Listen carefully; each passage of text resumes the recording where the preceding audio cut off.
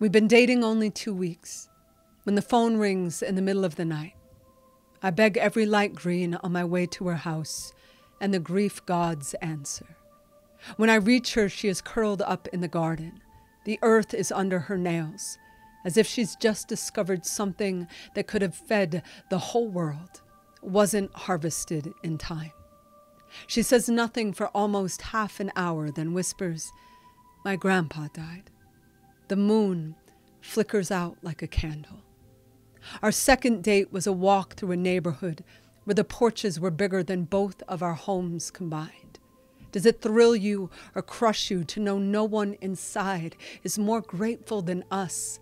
I would have asked if I hadn't known the answer, if the answer wasn't the reason I loved her already.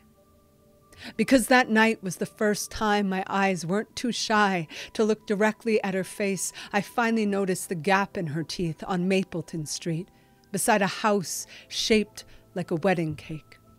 My grandparents have been married for 63 years, she told me, and a door in the center of her smile opened to a tiny Midwest church in 1944.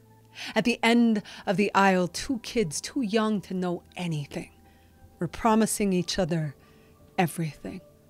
Now tonight, this simple garden is its own church, as she tells me about the last hours of her grandfather's life. He was in bed, she says. My grandma was sitting beside him, holding his hand. He said the word love. Then a few minutes later, he said it again. And then he kept saying it. Love, love, love, over and over for hours.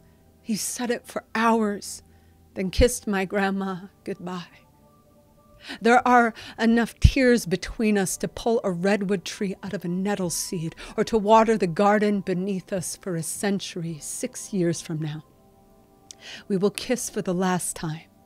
7 years from now, we will take our first walk together as friends. 8 years from now, a bicycle accident will shatter her 2 front teeth, and I'll beg her not to let the dentist fill the gap. She won't listen, but the door to the church will stay open anyway.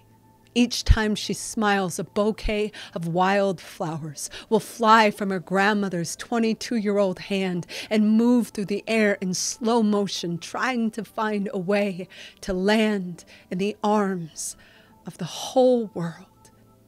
I've written so many poems in my life, and every single one of them was just trying to find a better way to say what one soul said to another soul with one word. Isn't it amazing that I came up so short?